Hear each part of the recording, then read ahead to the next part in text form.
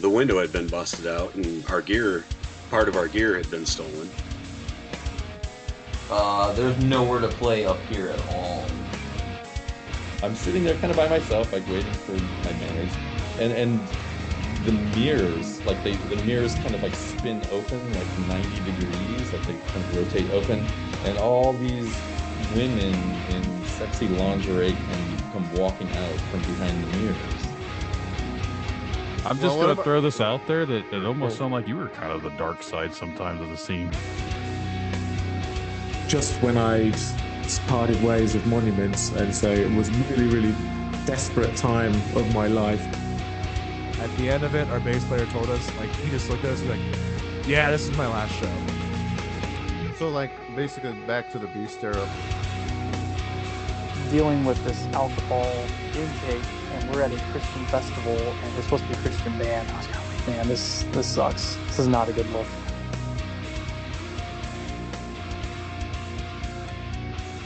Welcome back to Dark Side of the Scene. I'm your host, Brandon, alongside Ed. Hey. I am wore the fuck out today. Yeah, I took a nap earlier and I shouldn't have, or maybe I took too long of a nap, and that just fucking, yeah. I mean, I worked all day and then came home and worked up until just an hour ago putting that sky fort together. I'm almost done. it's been 2 weeks. No, I didn't even. It's been about a week.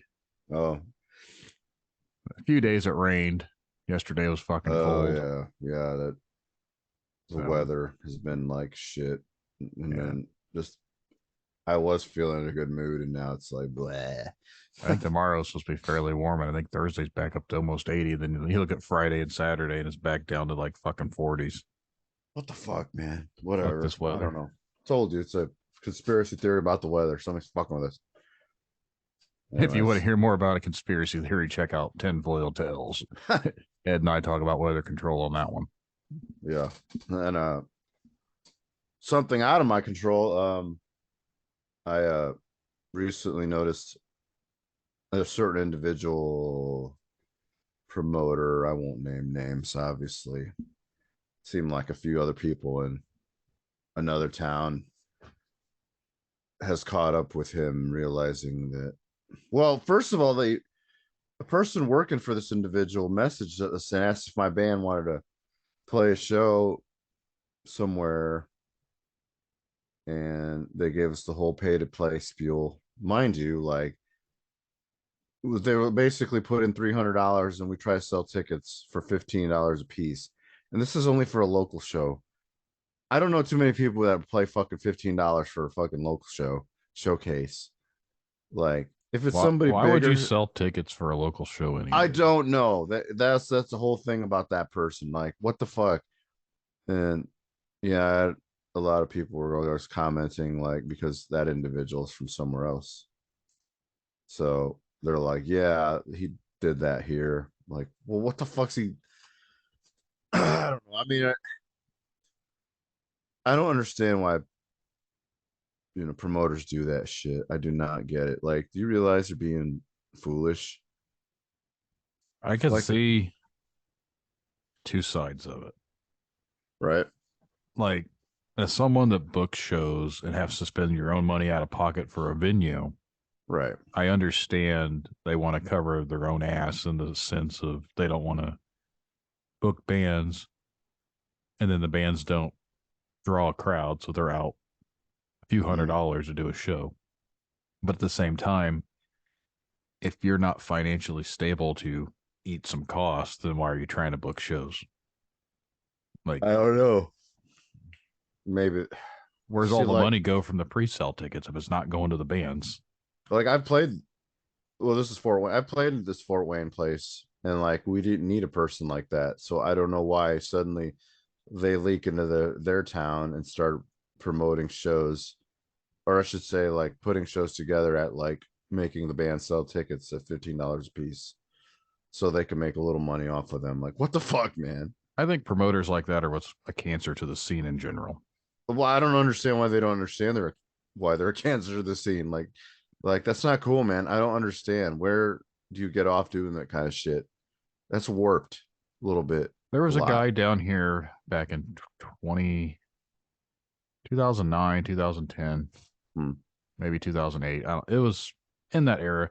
The dude was a nice guy, and he doesn't speak to me anymore. There's some shit that went down. I didn't really have anything to do with it, but people that I was in a band with and other bands around here started not liking him and talking crap about the shows he was doing because he was doing pre-sales.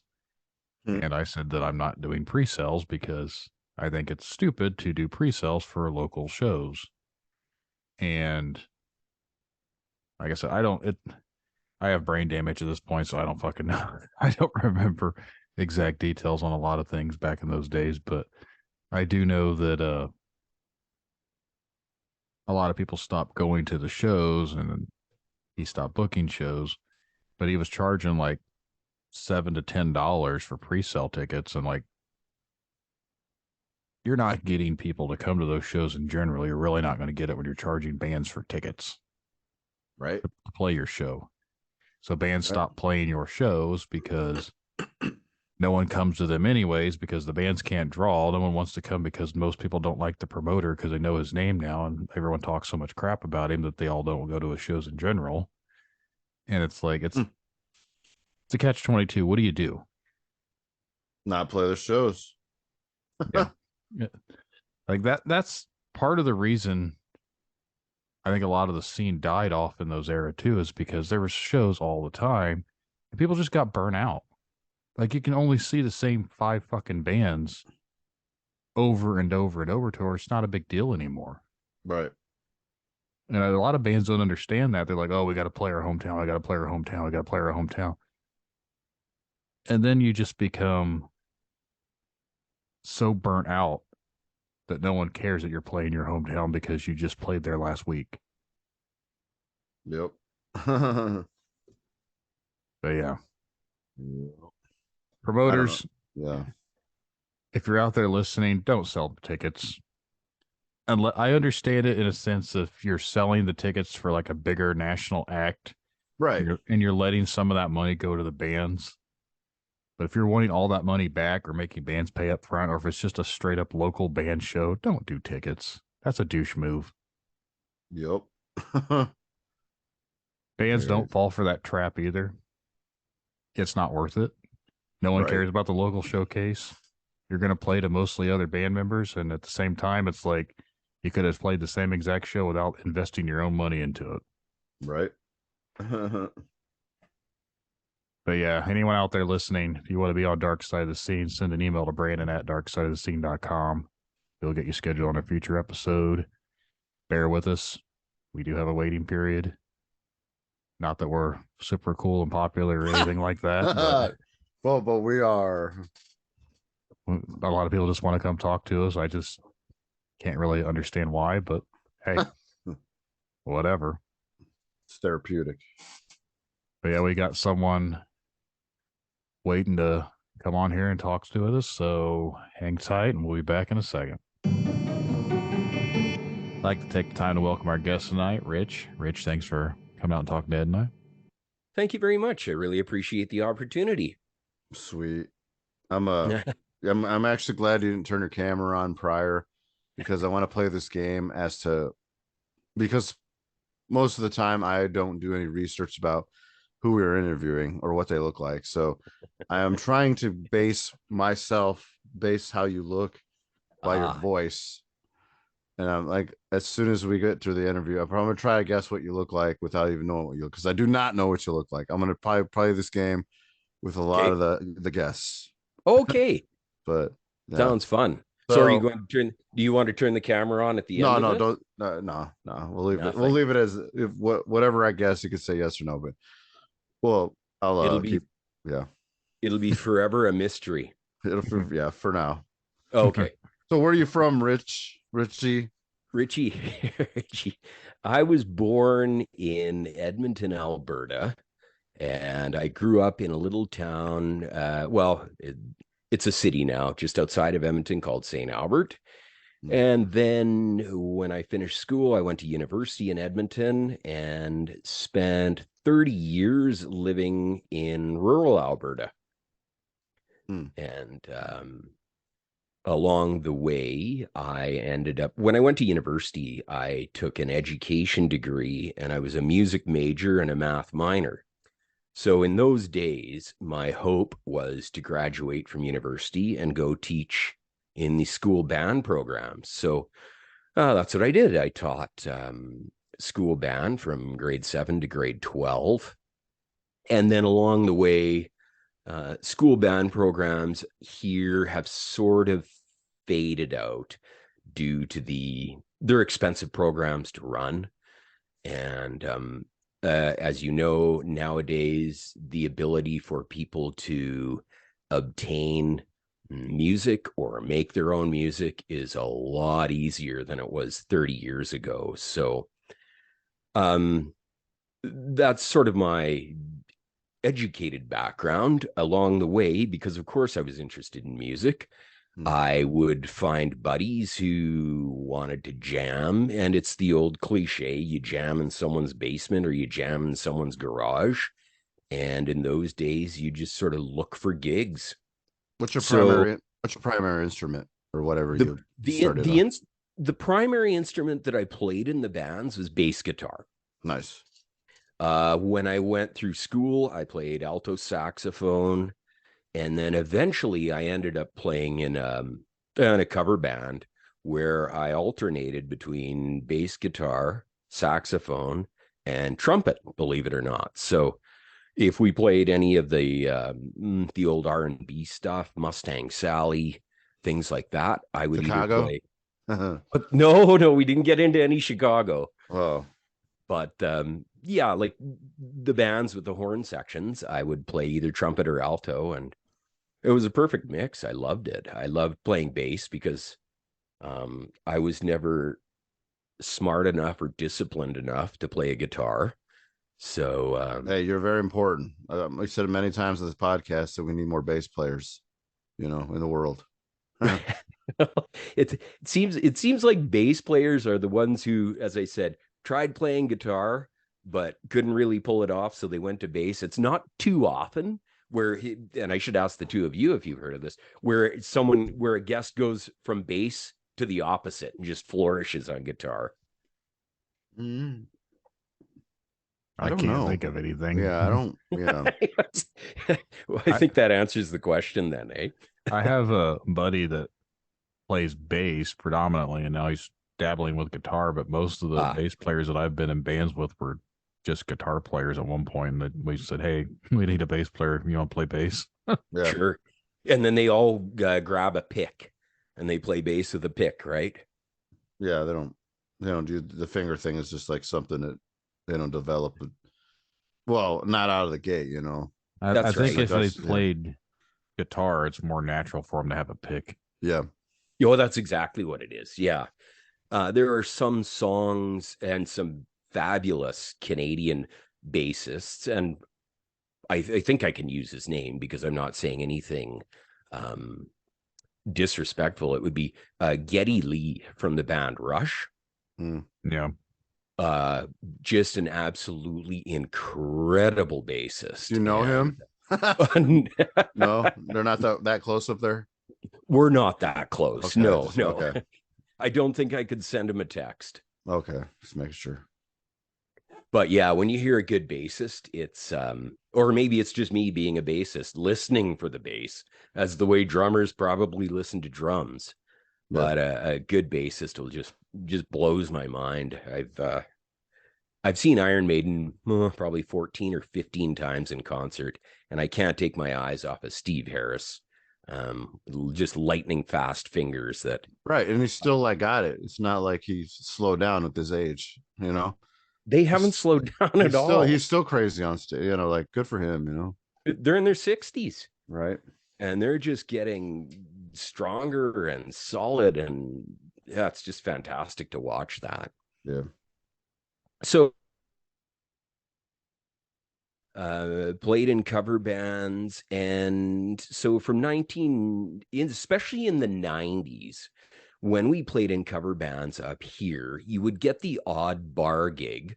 There weren't casinos yet, so the casino venue seems to have taken off a little bit here. In those days, there weren't casinos. So being in rural Alberta, most of our gigs would be at halls. It was the old fashioned small town Saturday night hall dance, or we would play at weddings and halls and holidays, Boxing Day, New Year's Eve. Those are big gig days. And so some of the stories, of course, would be trying to playing New Year's Eve.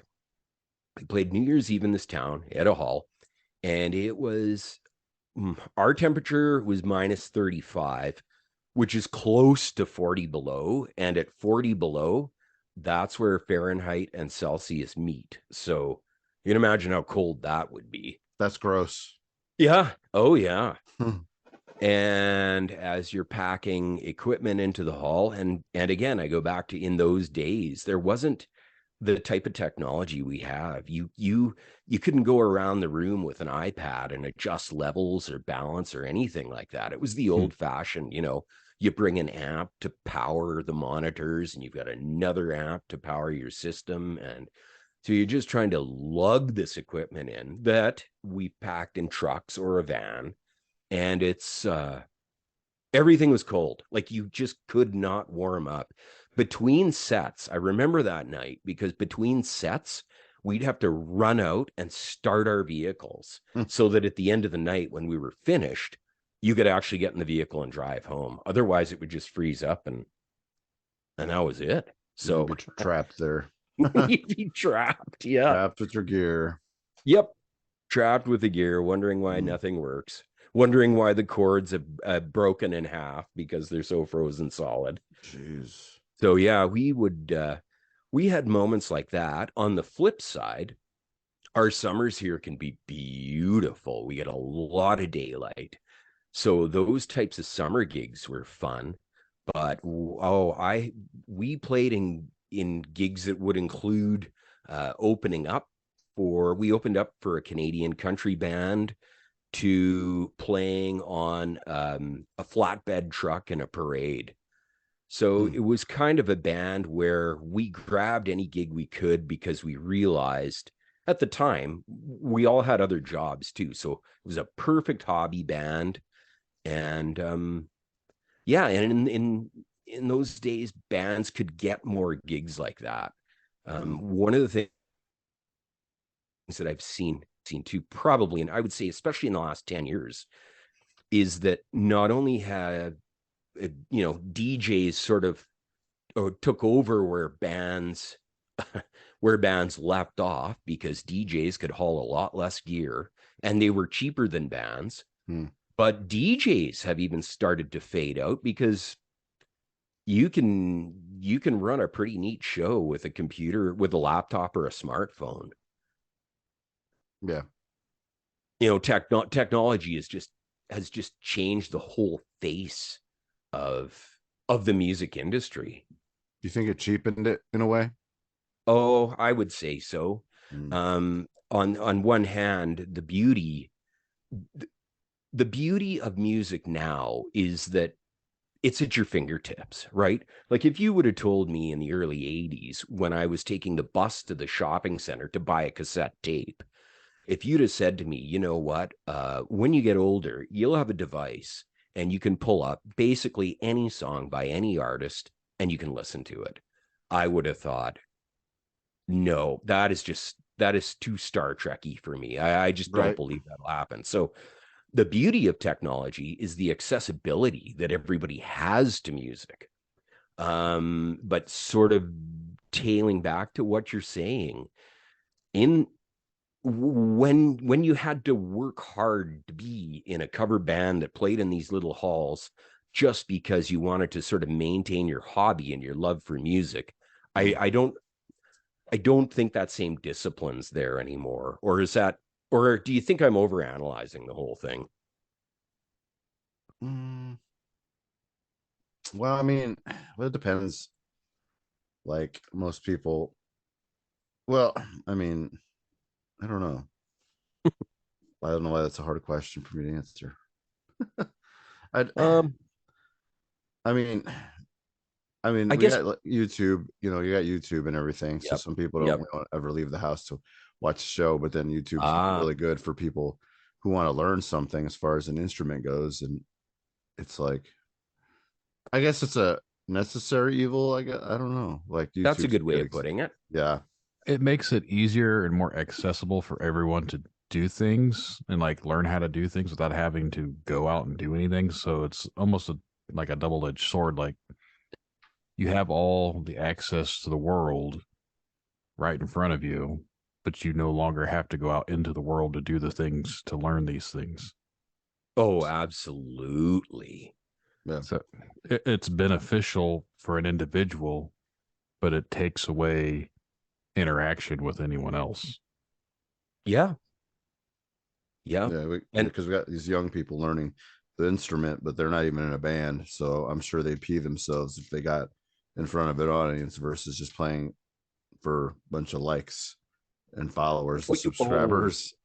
So That's a really good way of putting it, because even 20, 30 years ago, when I was playing playing bass in a hall with, I don't know, there were times when there would be maybe 100 people at a dance, because it either wasn't promoted or it was too cold, or but even if you're just playing in front of a few people who enjoy music, there's sort of this allure of the stage that makes you forget that you're in a little hall in the middle of nowhere playing in front of a handful of people. I can't count the number of times I felt like just a rock star. And that's something. Playing live in front of an audience is the only way you can get that feeling. They're true. If I recorded myself playing bass and put it on YouTube, it would be interesting to see how many likes there are. But while I was playing bass, I just wouldn't have that same feeling about playing in front of people. And especially when you're in a band, here's the thing with music and bands. And this is what I love about music, is there are so many things we can do in our lives where, for instance, I'm Canadian. Let's say I'm going to go play hockey. I take 10 shots on the goalie. I score 9 times. 9 out of 10. 90%. That's fantastic. Could you imagine how awful something would sound if a band got up to play a song and the members in that band only played 90% of their notes correctly? Like, music is one of those things that literally has to be, if it's not perfect, people notice. Right. If you sing Twinkle, Twinkle, Little Star to someone and you get one note wrong, they'll raise an eyebrow. Mm-hmm. And I guess that's just my passion and my love for music. I probably went on a tangent there, didn't I? No, I mean, you got to put almost like 95 to 100% into it. I mean, especially if people know the song. You can't be screwing that up. Now, I was gonna say, like, so is it really stereotypical that all Canadians like hockey? I think that's probably the truth. So what about, this is another one. Oh, the most Canadians can already play like technical death metal right out of the womb. No, I mean, no, you got a lot of bands up there from there, and I'm trying to understand why that is. Well, we do. They're all phenomenal too. Right. Yeah, we have quite a range of Canadians who have become international superstars, and Shania Twain and Celine Dion certainly aren't death metal artists unless they've been hiding something from me. Actually, that reminds me, like you said, like there's like Canadian country up there. It's like, what do they have to sing about aside from Shania Twain? See, like, you could have fooled me because I thought she was down here, but no, she's up there. But like Shania. I feel like I feel like the whole country thing is about being down south and and on the farm. I don't know, maybe Thinking of Texas. Yep. No, you're right. And the country songs up here are very similar. It's the very, It's sort of, you get the heartbreak stories, you get the drank too much stories, but I still love you. Like, it's, yep, country's country, I think. Okay. This makes, yeah. I There's guess been it, yeah, it does. I guess it doesn't matter as long as it's got the same kind of feel, you know. well, and I'm trying to think of some Canadian metal artists. Canada has pumped out some pretty good international. Isn't it like intervals from like close to your area, Alberta?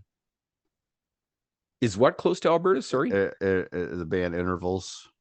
I have not He's like heard of that band. It's a guitarist named Aaron Marshall. He's got an instrumental metal thing going, and he's like really, really good. I'll have to check that out. Yeah, I'm sure you like. It's very, very proggy, you know, like instrumental music. What type of band could you compare them to? Would they be like Dream Theater or kind of like that? I'm trying to think of like around the Steve Vai, Satriani kind of thing going on. Gotcha. Yeah, but speaking of guitarists, but not metal, did either one of you ever get the chance to see Van Halen in concert?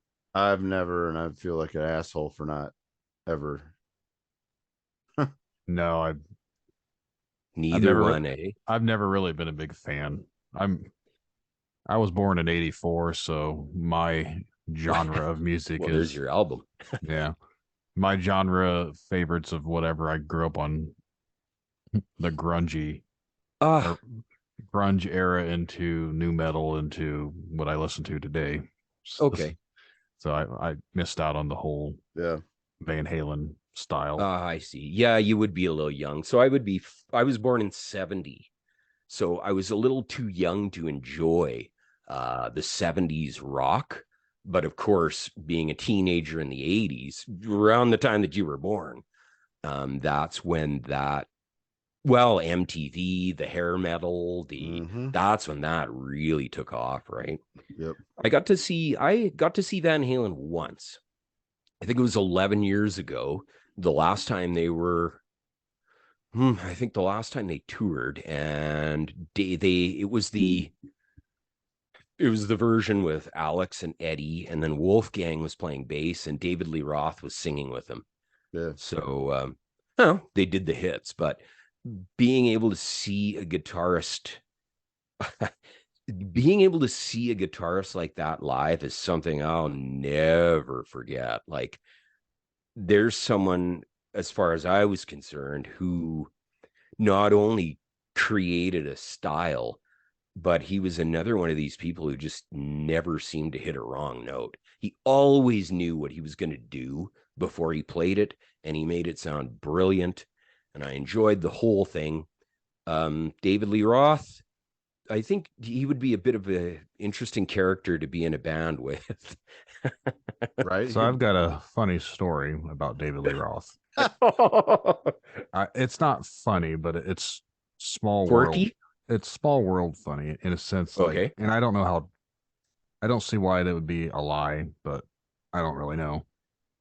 My ex-wife, her mother, supposedly, and she had said this too, used to date David Lee Roth before he was David Lee Roth. Like, they weren't famous at the time. Really? Yeah. So I was like, when they mentioned, I was like, I heard the name, I couldn't think of who they were. It's like, now he's from like Van Halen or whatever. I was like, oh, I know Van Halen. I was like, I recognize the name David Lee Roth, but no, apparently she was originally from California, and I guess that's where they were from. And they used to date before Van Halen was Van Halen. So, wow, I thought that was kind of strange. Yeah, she's probably not making that up. Yeah. It's just one of those random things to say. If it wasn't true, I don't know, but why would you make that up? It's not like you're not famous for it. I'm sure he's dated quite a few ladies these days. Right. That would be my guess as well. It's almost falling off. No. No, but back to the Halen thing. No, like I never got to see him, and like I listened to like other podcasts that just like worship him, and they just talk about all his gear, and it's like, man, you know, like I was a young kid when that Jump video came out, and it's like Yep. he's all happy, and it's like that dude's smiling all the time. Like he likes what he does. That'd be great to do. I mean, I don't always smile, but I enjoy.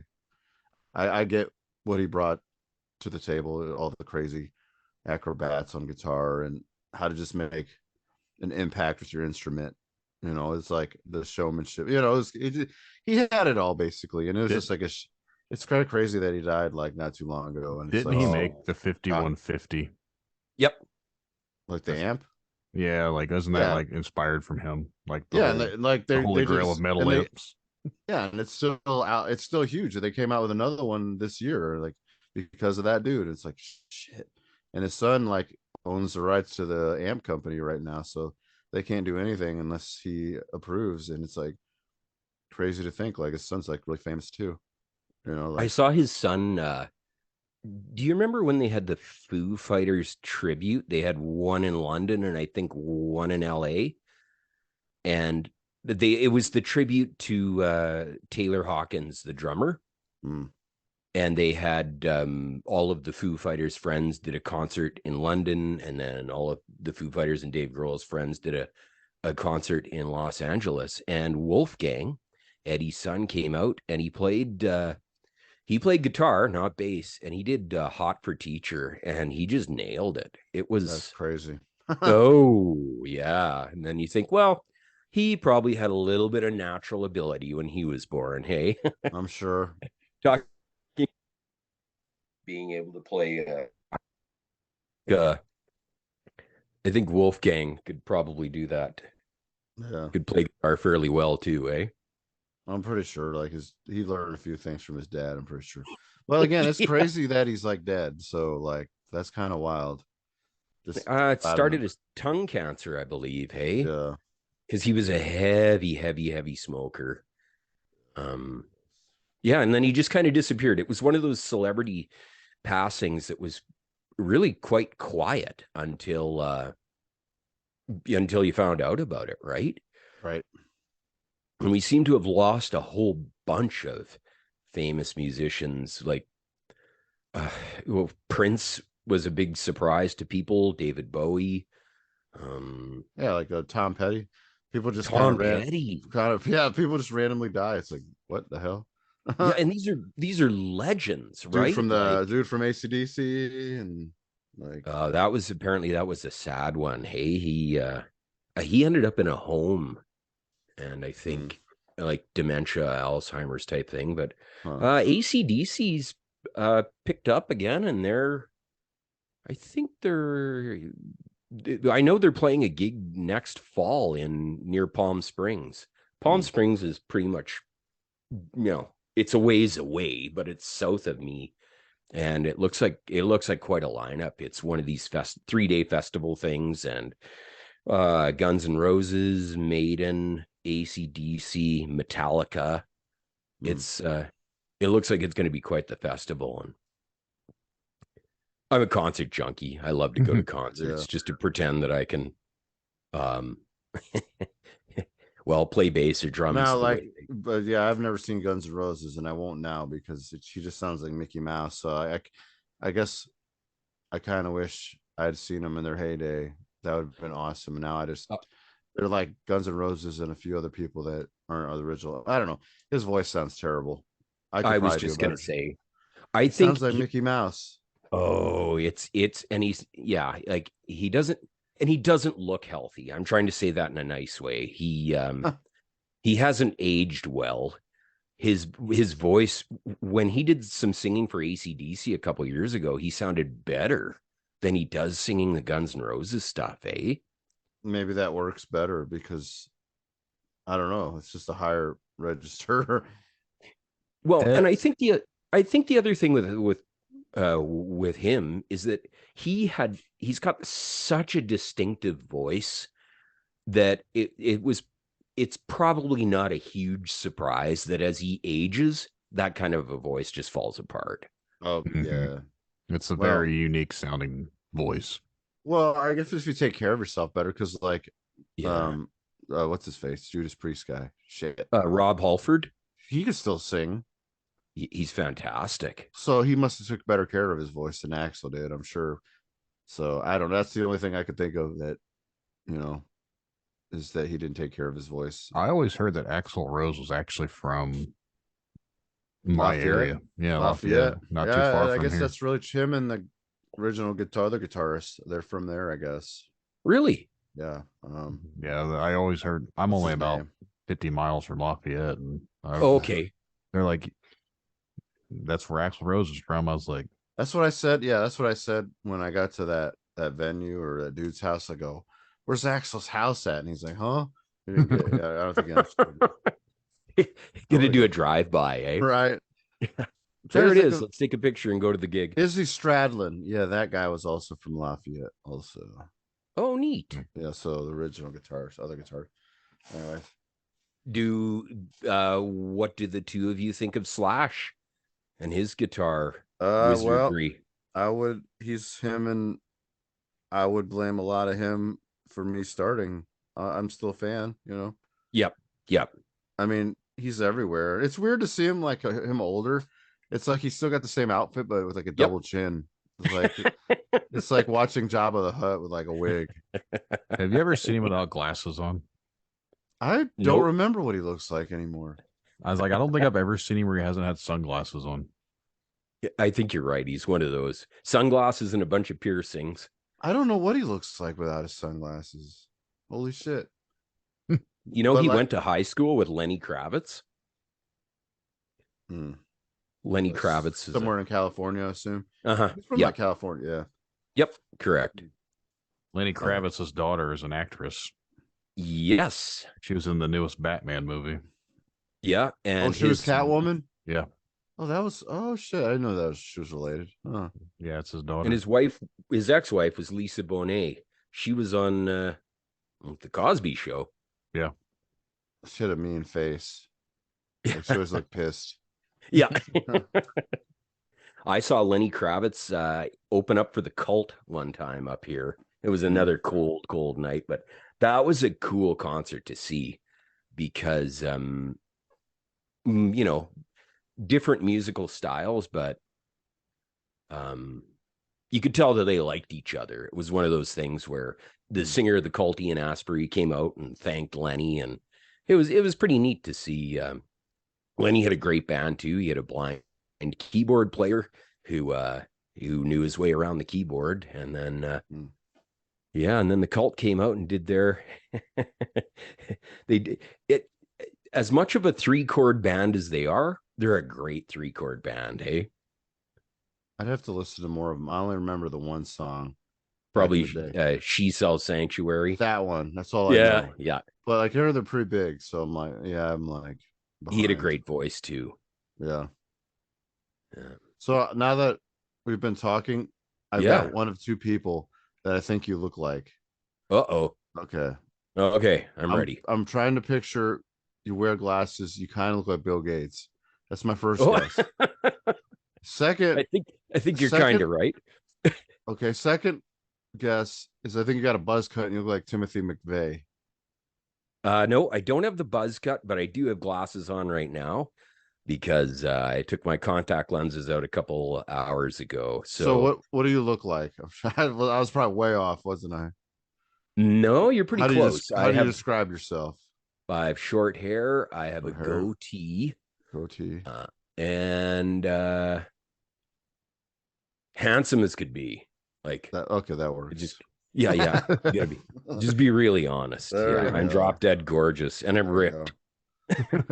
Well, you got to be a bass player. We got Yeah, bass. that's So- right, eh? So you're still currently playing then? Like I don't play in a band right now. Nope. not in a But I while, still, or have you What's that? quit? Sorry? Not have you played no, or you're not anymore, or is that your Not anymore. I haven't played for a few years. I think it kind of goes back to what we were talking about, the notion of music changing and venues changing and things like that. I would love to. What's were you that? Still playing? Were you still playing prior to the Beast era, or what was that? I missed that. You said, oh, The yeah, the oh beast boy, test. yeah. It took me a while to Sorry. remember that there. Yeah. I didn't play not in a band. Well, prior to the Beast, I did play in a band. There, that's Okay. what I mean. Okay. The band played country rock, your Southern country classics, of course. When you play at the dances and the venues we were playing at, it would be, you Sweet Home Alabama sort of thing, and just all those old classics that. What made you And give then, up? like I said, we did some R&B stuff. We did some of the like Mustang Sally. Some like, did you see the movie The Commitments, where they did they've sort of got that whole R&B theme throughout the whole movie. It's about people who get together, form a band, and they rehash all these old R&B classics. And we really started getting into the R&B stuff. We started earlier when we started, as I said, we were doing the parades and things. We stuck more to the country, and then we drifted a little more into rock and R&B. But we certainly didn't play any metal, although I love metal. That's fine. No, that's okay. The show isn't just about metal, obviously. Yeah. I'm glad. So what? No, that's fine. So what made you quit then? Like you said, you stopped playing a band just because of the whole climate, and you just got sick of the change, or? Well, we were just getting to the point where, and maybe it's like any other band, you just start arguing about a little bit about direction. A couple people wanted a new member to come in. That's great. The new member was going to be a rhythm guitarist, and he was going to play the steel guitar, which is another fascinating instrument. And then suddenly I noticed that the new member was playing a little more bass and a little more bass and a little more bass, which was what I was supposed to be doing. So it was one of those band things where we're just, just not getting along anymore. Now, that's been a few years ago. So I still maintain contact with some of the guys in the band. And, if either one of you have played in bands and they've fallen apart, there's some hurt feelings for a while, or there's some anger for a while. And then we even talked about getting together and just doing some jamming someday. And maybe someday we will, but I don't know. You just get to the point where it doesn't click anymore. Is that too cliche? No, I mean, it's almost like a band is almost like a relationship. You're just in a relationship with more people. Yep. And some people grow apart, things change, and there's always arguments, disagreements, and then sometimes you just run its course. Yeah, that's a perfect way of saying it. Yep, that's what happens. Well, look at the Eagles. The Eagles decided they would never play together again, and in 1995 went and did their Hell Freezes Over tour.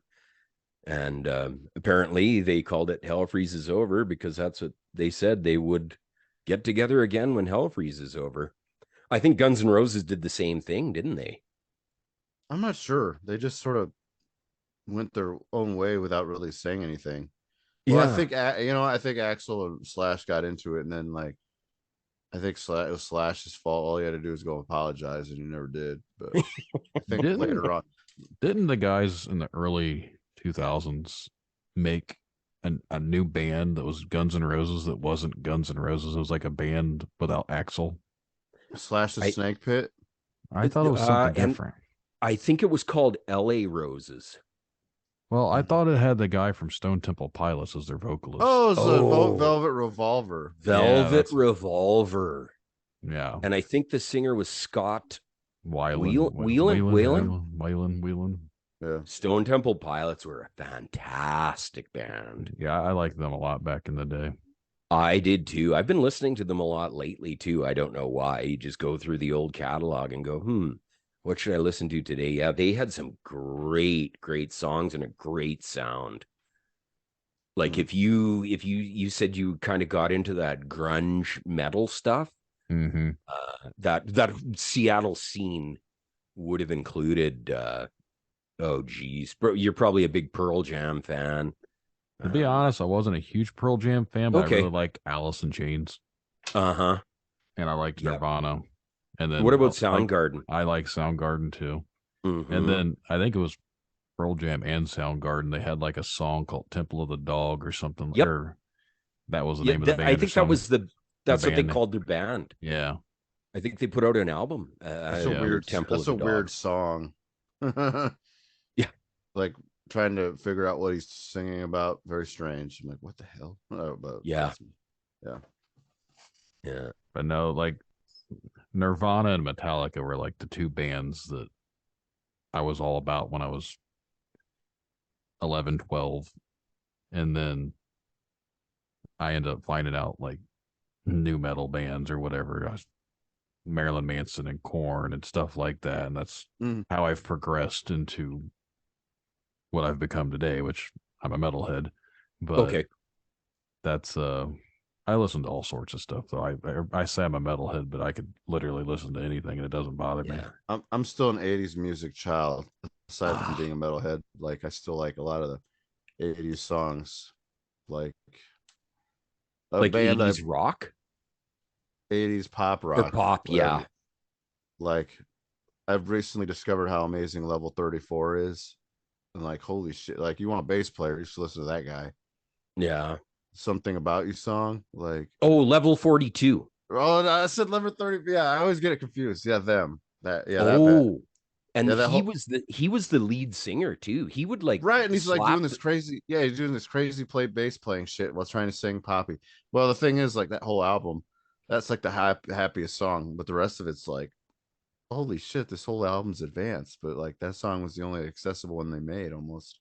Anyway, I think they had another single off that one called Something About You. No, yeah, that was the a main. pretty good That was song. the main one. Yeah, that's the happy Oh, one. but the Lessons rest- in Love. Oh, lessons. Oh, yeah, Lessons in Love was another song off that album. Yeah. Right. But yeah. The rest of the No, album sorry, is you were like talking that. about his bass style. Yeah, the whole album's crazy. Like, holy shit, this is supposed to be a pop band. Yeah. Little things like that, you'd go back and you're like, oh, just discovering these albums or these songs that these albums were on and seeing like this is totally different. They never played this shit on the radio. And that's the thing about like what I don't like about classic, the classic station.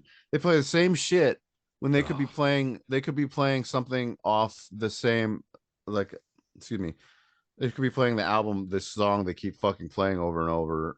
They could play the whole album to there could be other song like gems on those albums, but they want to play the same shit. I don't want to hear the goddamn The Wall all the time and like Comfortably Numb. Play the whole damn album. I want to hear other things I don't get to hear if I didn't have the radio. If that makes sense. Anyway, that's my rant about there's classic channels. Oh no, I agree. There's a classic rock station here that I won't name, but and sort of the radio's kind of disappeared as well, right? We've got all this music at our fingertips. There aren't too many. There's not a whole bunch of people who do the old-fashioned find an FM station and listen to it when you're driving. It's either satellite radio or whatever. Yep. But there's a classic rock station in Edmonton, and it doesn't seem to matter when I turn it on.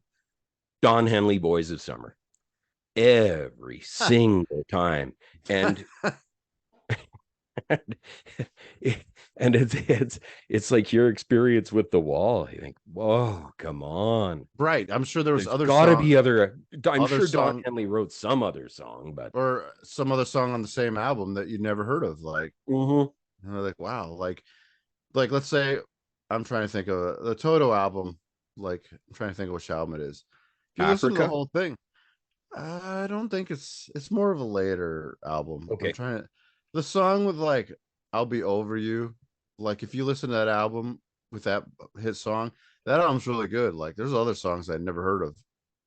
I mean, that's the beauty of Spotify streaming. Yeah, you can listen to the whole album without having to pay for it because. Back in the day, you'd buy a CD and then you might get it really sucked when you get a couple good songs, and then the rest of them suck, and it's like there goes like $15. Oh, that happened to me way more than once. That's what I'm saying. That's why I feel like I'm saving the planet by not buying plastic and CDs because Spotify has spoiled me. I'm sorry, Spotify, even though they don't pay their artists, but whatever, you know. You mentioned that song. Did you say "Boys of Summer"? Yeah. Ed might remember this. Did you ever hear of a band called the Ataris? Me? Yeah. Not sure why. They were huge because they did a cover of that song back in the early 2000s. I'd have to hear it. And they were actually from Indiana. They're from Anderson. And I remember they had like a music video on MTV all the time. There's like, because they got like really popular, like a one-hit wonder off that remake of that song. But back in 2007, I was jamming with a band, and the dude that was playing drums was also playing drums for them at that time. So it was like, he's like, I'm also drumming for the Ataris, like the band that had that song on the radio. He's like, yeah. I was like, I didn't even know you guys from around here. Yeah, they were. But I did not know that. I didn't either until he said something about it. When you mentioned that, it made me Google up the Ataris, the band, and it says they're from Anderson, Indiana. I was like, holy shit, I guess they really were. Anderson, Indiana. Wow. I've never been. It's not worth seeing. No, it's just not. Yeah. Sorry to hijack the conversation. I don't know. My ADD kicked in. That's okay. Richard, did you go away? What happened? Did we lose him? I don't know. Richard. Can you hear me now? Oh, yeah. What happened? There you go. Sorry about that. Did you fall in the toilet? No, no, I didn't. It just said that my mic wasn't being detected. Oh, buffering problems. I was going to say that would have been our first drop off ever if you disappeared fully. Oh, just leave. Yeah. I've had enough. Bye. Like, I don't want to hear this Atari story. I'm out of here. That's right. No. If it's not about me, I'm not staying. So what are you doing anything musically at all then? Since you I should.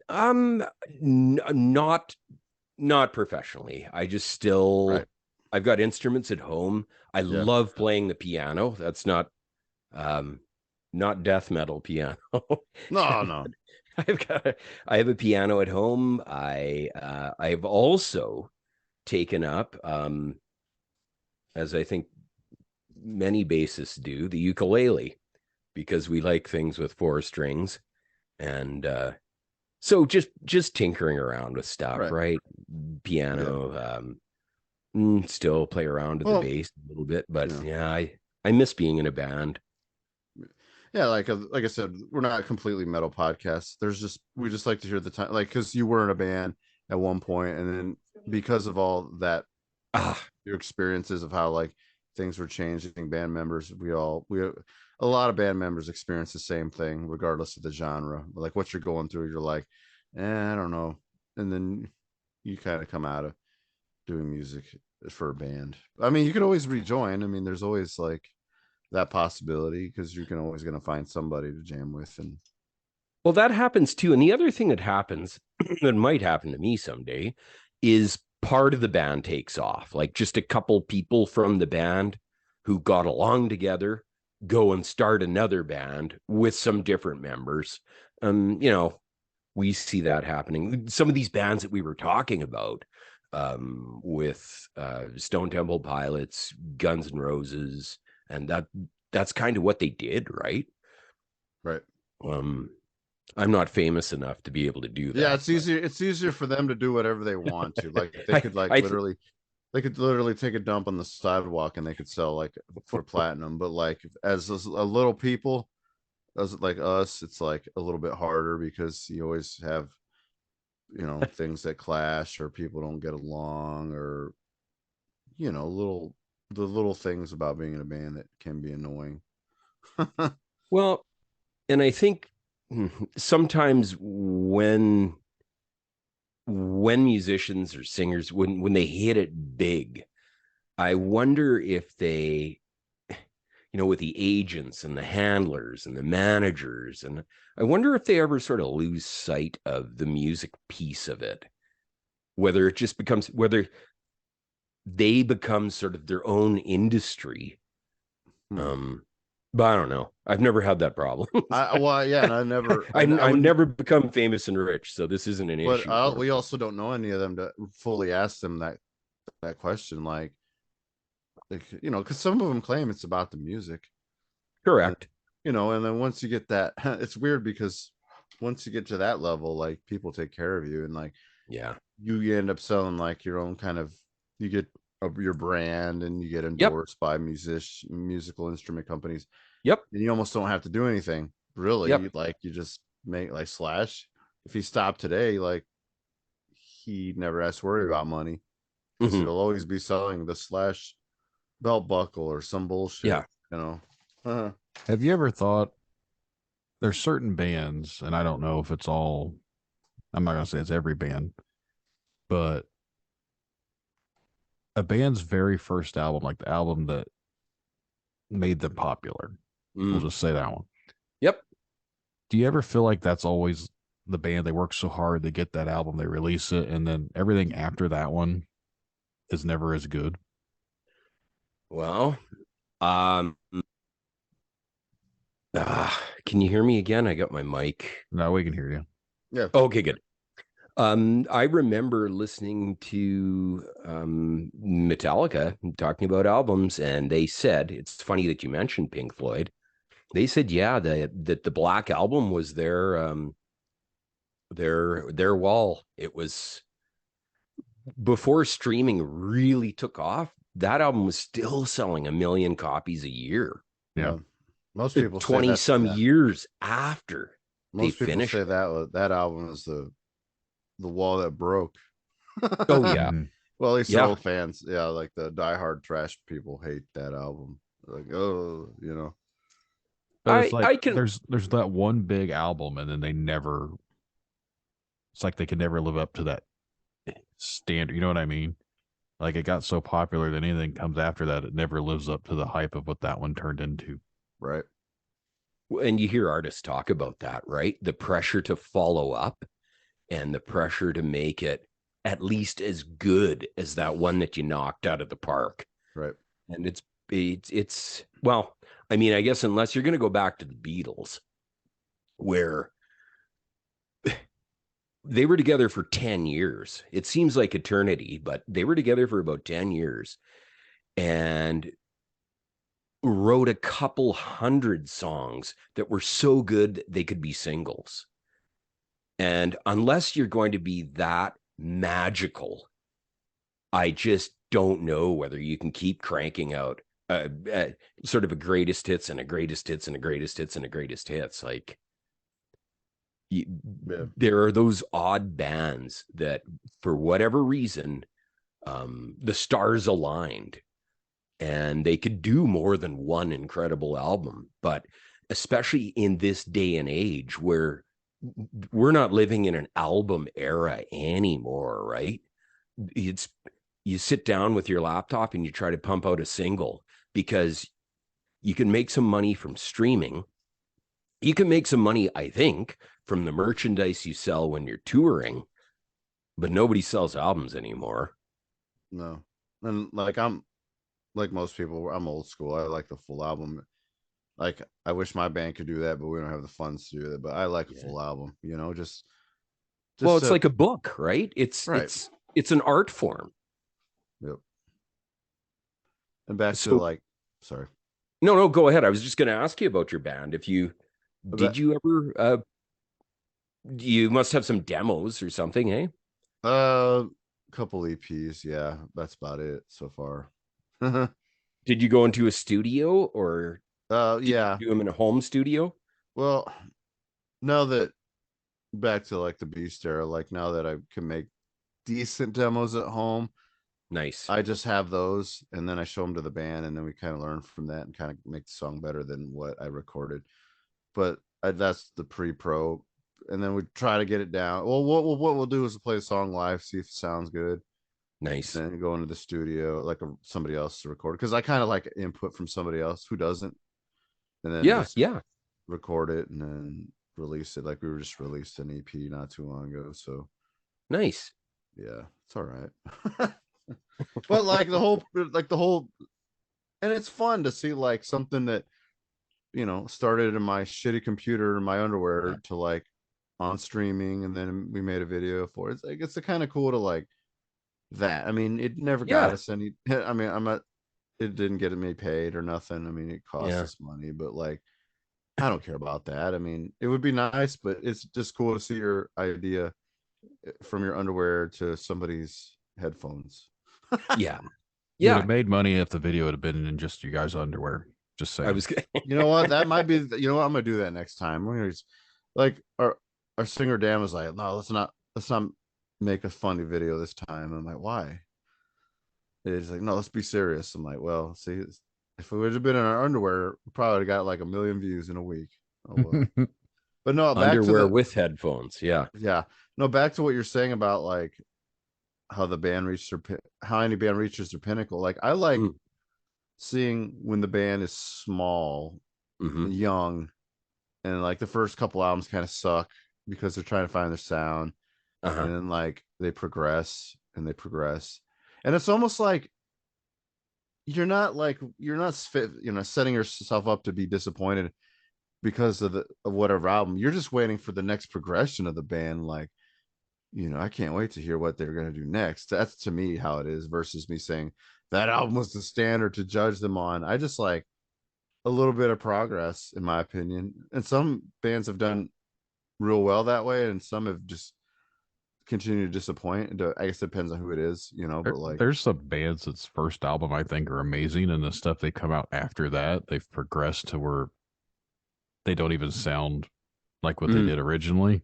Right. And I was like, okay, I'm just gonna go back and listen to your first album because you guys enjoy the new stuff you're doing, but I don't like it. Not that they give two shits what I like, but it's like, but like you can see the progression from like being in a shitty studio to like later on when they start getting more money. It's like, oh, I can hear you better now from whoever. Like, yeah, like we're back to Metallica. Like, yeah, people dog on the whole Black albums, and I like it because I was young. I do. Didn't they just have an album come out like a couple days ago? I haven't heard any of it. Neither have I.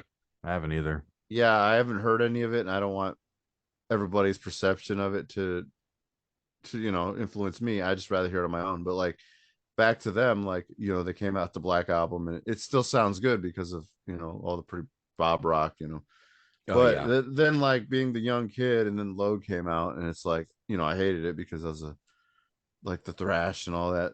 But later on in life, as an adult, I listened to it, and I'm like, this ain't bad. It's just the songs are longer than they should be, and it sounds to me like a open mic jam that somebody recorded. That's what Load is. Aside from a little bit of the catchy things with his voice, it's like these songs could have been a little shorter instead of being jammy. But I kind of get what they're doing now. They didn't care, and they kind of come. I haven't really listened to any other albums after that. I mean, I'll give them a chance because I'm an adult now. I could be open-minded, not like Saint Anger sounded like shit. Does it sound like shit? I'll just say that. But I just remember the one song. It sounds like he's beating on fucking trash cans the whole album. Now, actually, believe it or not, I heard a story Bob Rock said about that. That's actually Lars's fault. He wanted it that way, and even though Bob Rock didn't want to argue with him, Lars wanted it to sound that way. It wanted to sound like shit. Yes, even though Bob Rock could have told him otherwise, but that was Lars's decision. So he's like, "Don't blame me for that one." So, yeah. Bob Rock, I think the biggest Bob Rock surprise. He's Canadian, by the way. He sure is. Yeah. And you're also talking about bands that, you know, I think the older we get, as you said, the more mature, quote unquote, our ears get. We're a little more open-minded. And I think one of the bands that Bob Rock really influenced was Aerosmith. And I was never a big Aerosmith fan. Just for whatever reason. They're talented, they were popular, I get it, but I just wasn't my thing. And not that long ago, I was listening to a couple Aerosmith tunes, and I thought, I wonder if I didn't give them enough of a chance when I was younger, or if my tastes have changed. But I think Bob Rock really changed Aerosmith. Or am I totally out to left field on Bob Rock's influence there? I'm not really sure when Bob Rock entered. I just know, like, apparently, like, that whole Run DMC thing kind of like put them on the map again. Yeah, and didn't Steven Tyler's voice complete? I feel like we've had this. I'm having deja vu or something, but I feel like we've recently discussed Steven Tyler's voice not sounding the same after like the earlier stuff, and then all of a sudden he has like this different sounding voice. Cut his balls off, maybe.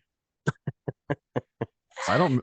Who the hell was I talking to about that? But I was talking to someone. Wasn't me. And they were saying something about how like early Aerosmith doesn't sound like newer Aerosmith, like Steven Tyler doesn't sound like Steven Tyler. Maybe he's been replaced by a replicant that can sing real high. That's actually, I was going to, when you mentioned the Beatles earlier, there is a major conspiracy theory that Paul McCartney died back in '66. I actually watched a documentary on it, and like they were trying to prove everything, like showing all this stuff and trying to piece all these things together and how it was all hidden. I was like, like it's his brother, I guess. No, they did like a look-alike thing, and they found someone that looked just like I heard him. It was his brother. No, I heard like he died in a crash, and like all their lyrics after that, like John's like hinting about how they had to fake it because the British government was worried about all the outrage that would happen if people found out that he died, and they were like so popular at the time they thought people would like kill themselves and other stuff, so they conspired to just pretend that he didn't really die, and they found this look-alike, and he didn't even know how to play guitar, so they had to teach him. That's why John did a lot of the writing and Paul didn't do a whole lot for like a couple albums, and then they stopped doing a bunch of shows for a few years. I don't know, it was all in depth. It was like, okay, maybe. And there was a show on this? Yeah, there's a documentary about it. Really? It was on Netflix several years ago when I watched it. I forget what it was called, but if you just type up Paul is dead, you'll see all sorts of stuff about it. I don't think he is. I saw him a couple of years ago, pre-Beast in Vancouver. And it was a long show. He starts at the beginning and he goes and goes and goes and goes, and he's got a pretty hot band with him too. So how much was tickets for that? Like, now that we're getting back on like the expenses of how much I can't remember. Affordable? Oh, yes, I can remember. So in US dollars, I paid 400 and some for 2 tickets. Holy shit. Where were you at though? Like in the back? Well, it was terrible. Row 4 on the floor, so I thought, well, that should be pretty good. But row 4 was so far over to the side and at an angle that I ended up basically watching Paul McCartney or his brother or whomever he is now on the screen. So the seats are horrible. But you wanted the cream of the crop seats, and you thought you were getting them. So you didn't want. Well, I figured so. Like, and I even zoomed in on the map, thinking, "Well, this can't be that bad." And when I got there, I was like, "Oh boy!" It's just about right beside the speaker at the front. So didn't work out that well. But he played a fantastic concert. We have recently it's a Dream Theater show being announced in Gary. Okay, my friend was telling me. Well, I guess it's not general admission, which pisses me off. I would think, because I've seen a show at this casino, that they would keep it general audio, G8, whatever. Yep. But no, it's like seating arrangement. I'm like, what the hell? So like my friend, he went to buy his tickets, cost like $80 a piece. I'm like, the fuck? I mean, it's 4 killer bands, but like that's kind of expensive. Am I being cheap about this? Because no, no, that's just how much they are now, or is it just like plus fees? So I can imagine I'm gonna pay a little more than $80 for a Dream Theater show, plus Animals leader Devin Townsend, or is it 3 bands? I think it's I just don't- those three. I feel like that's a lot for what it is. I don't know. I've seen concerts for like under Where's it 30 at? bucks. The Gary Hard Rock Casino in Gary. And it's $80. It's 80 bucks. You got to I don't make know. sure if you go up there to wear your Bulletproof vest. your No, it's actually like Jeez. funny enough, you just take the toll road and make one right, and that's it. You literally don't have to go in the city. You just take one exit and that's it. So it's a newer venue. I'm not worried about getting robbed or nothing because there's like security up the ass there, but like I don't know, like that seems to be expensive. It's like I wonder if it's a Ticketmaster thing. I don't know. Like Since you're from Canada, I don't know if you've heard the stories about Gary, Indiana. Are you familiar? No, I have not. Gary is notorious in our area and used to be the #1 murder capital in the world, far as or in the country at least. I think that now belongs to Detroit. I think you're probably right. Detroit or Chicago became, but Gary is not too far from Chicago. Okay. And it was a very, very high crime, high murder capital. So it's always when someone says something about Gary, you always got to make fun of. Like, well, make sure that you got your bulletproof vest on because of all the gang violence and stuff that goes on up there. Yeah. I had to work up there Detroit. for a year and a half, and it doesn't bother me at this point. I've just been up there so much; it's just kind of like, it is what it is. I suppose so. So is the music scene in Gary pretty vibrant, or is it a place where people drop in when they're touring? Well, not. I mean, to be honest, like the Jacksons are all from Gary. Yep. You would think it'd be pretty thriving there, but like I don't. It's been a city that's pretty downtrodden. But recently, again, I'm not from there. It's about an hour and a half drive for me. Okay. But like the Hard Rock Casino is like brand new. They just built it. It's like brand new kind of venue, and it's cool because I hate driving to Chicago. I think it sucks, and parking sucks, and to do anything, and it costs more up there. Not like Canadian dollars, but like still like, why does it cost so much? Because it's the city. It's so dumb. So again, it's an hour and a half for me, and I already been there. I watched Merciful Fate play there. Oh, geez. It was so random. It was random. It was a random like show because like he's got his props and his upside down cross and his casino. But like I wouldn't mind seeing a show there anyway. But I wonder if like it has to do with it being a nice fancier venue, or is it just I don't know. Some shows are a lot lately, and I don't know why. Just to see certain like I know Dream Theater's huge, but like that's kind of expensive for what it is, in my opinion. I don't know. I would think it's like a $60 show. Isn't the guitar player from Dream Theater also now in Arch Enemy? No, John Petrucci's God. You get it right. Well, I thought John Petrucci also was playing an Arch Enemy.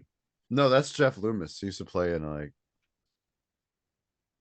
Jeff Loomis used to be in like, shit. I don't know what he was in prior. It's funny when you mentioned Merciful Fate, and earlier when I was telling you about my friend who ran the record store in Detroit, he lived just outside of Edmonton here when he was also in junior high, and he made me the good old cassette tape with some Merciful Fate on there. Yeah, and I didn't know that they were still. So they're still doing their thing. He's still doing his thing, and he still sounds good. Another guy who took care of his voice. Yeah, he's not that young, I don't imagine, eh? He's not. He's an older fella, but like he's still up there doing the high pitch, whatever's, Yeah. And like just moving around stage like a normal person. Wow. You were mentioning we were talking about another singer there. It just slipped my mind. Merciful Fate. Rob Halford. No, it'll come to me, but I want to throw this one out there for the two of you. Sure. What about Alice Cooper? What about him? Like, what are your thoughts on Alice Cooper? I mean, like he's still rocking. Like Yep. My band is open for his guitar player, Nita Strauss, like twice. She's really Really? nice. Yeah, like I mean, it's not. I would say it's hard to open up for her. We just had to sell tickets for like not pay to play, but like we got the opportunity to open up for her like solo artist band, whatever she's Okay. got. And it's totally different than Alice Cooper. Obviously, it's like shred based. Shred based, Okay. but I've never seen Alice Cooper like with her or any Alice Cooper show. I've seen videos of it and it looks pretty cool with all the props and seems Yeah. like they obviously got their shit together. If they're still like He's almost 80, isn't he? I don't Oh, know. he's got to be Yeah. pretty close. He's played up here in South Bend though, like on a Tuesday. I guess it was like sold out or something. I saw him in Toronto a couple years ago. He opened for Iron Maiden in a summer outdoor venue, which was the same place a few years earlier than that. Dream Theater opened up for Iron Maiden there, and I saw them as well. I'll have to give Dream Theater some more attention because I think they're a little crazy, pretty groundbreaking. They're pretty crazy. Like the albums can be really boring. Well, depending on what album, it's really boring to listen to. But like to actually see them pull off that shit live without fucking up is like, okay, you know. I respect them before, but now I'm like, Jesus. But I'm still trying to answer Brandon's question as to who joined Arch Enemy. It wasn't John Petrucci. Oh, okay. I don't know who he was. I knew it was somebody. I thought it was, for some reason I was thinking John, but when you said Jeff Loomis, it's like, no, you're right, it was Jeff Loomis. Oh yeah, he's a pretty handsome guy. But yeah, I don't know anything about him. I don't like Arch Enemy. That's another complete different topic that I won't get into on this podcast. But... All right. A podcast on bands. Their current singer is from Canada. I was getting ready to too. say their current singer. She's from Canada, but I heard she has she's not so Canadian nice, is what you're saying? No, she's very otepish. I thought we were all nice and polite. No, she actually, I have a personal story about her. Like when she was in her band called Agnes, that are all based in Canada, they came through here, Mishawaka, to play, and my old band got to open up for them as well. And like, there's no green room, mind you, and like she was snubbing people. Like, oh geez, like some people came to say hi to her. Yep, and she just like walked away. Yeah, she that's got how real she bad. Supposedly is too. She got a real bad attitude with the sound guy. Well, the sound guy wasn't doing that great, and she was nice after the show, but like, I lost a lot of people lost respect for her in this area. Like, sorry. Yeah, like so they claim she has a very big god complex now. Oh, well, I'm pretty sure it's a lot worse. If she wasn't even the current band then, I can't imagine what she's like now. So I'll just leave it at that. No, and this doesn't affect all the Canadian people. Okay, this is I've never met her. Does not so represent. Yeah, it's all hearsay. But right. Have either one of you listened to the band called Within Temptation? I think I've watched them. Does she like wear white? Yes. Yeah, like she's got a great voice. They remind me a little bit of Dream Theater. I've seen them play. I don't remember what they sounded like, but not bad. I saw them last fall, and they were they impressed me. She had some pipes. There's a lot of like cool, like that's a big thing nowadays. I have a buddy who's like completely into symphonic metal with like all female singing, and it's great that like that's a big thing. Like all these wonderful, talented female front women. Oh yeah, that's and even, I mean, not to say that they weren't allowed to do it, but it's just that's right. Like it's cool, like more than ever. Yeah. So when you said, I was thinking of Nightwish, but they're another one that has a lady singer. I think you're right. Yeah. I think they're on their like fifth singer, but yeah, I don't know who's in it now. What happens to the other ones? They just mysteriously disappear. They replace them with another woman. Yeah, basically, and usually they're like talented too. So it's like you can't suck to be in this band. So right on. Yeah. Well, if you've got anything else you'd like to talk about, we can discuss that. If not, we can start winding this one down. Since you don't have a current project, I'm assuming you don't have anything. We always play at the end of the episode like current music from the band, whoever was. I see.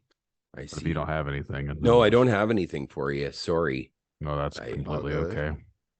I hope the conversation, I hope you had some fun. I hope I didn't miss, it sounds like I kind of did miss the point of the podcast, but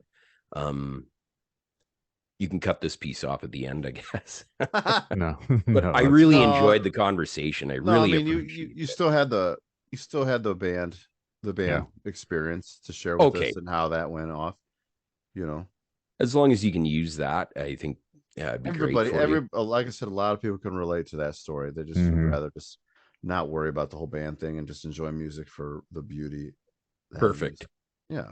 If people listen to our podcast, they know that it's not 100% focused on the dark stuff. Like we literally just, most episodes go on for almost 2 hours of just chit chatting back and forth. Yeah. Well, you both of you made me feel really comfortable. You got a great thing going here, and I wish you the best. Thank you. And, Thank you very much. Yeah. We're just trying to get free penis pills out of this. Oh. No, but we because I have a hosting service and everything, we get random sponsorship opportunities, and one of the ones we got offered to us recently was for little blue pills. And it's funny because in the previous episode it was kind of joked about how we keep getting all these like random advertisements. I keep seeing, I was like, almost because of my age or what, but I keep getting these sponsored ads on Facebook for like hymns and stuff like that, Roman, and I was like, the hell is all this stuff? What are they trying to tell me? I need boner pills? And then we get I was like, so I actually pitched them. I said, hey, we will 100% support this little blue pill. If you want us to be a sponsor, you want to sponsor our podcast, we will 100% sponsor, endorse your boner pill. Right. Ed wants to try them out. I want to. Well, I can't be advertising this shit if I don't try it myself. You have the perfect name for it too, to combat ED, and you're Ed. So yeah, I can't wait to make the commercial for this one. My name is Ed, and I suffer from ED. Yeah, and now our guest, Dick. Yeah. Oh, Dick.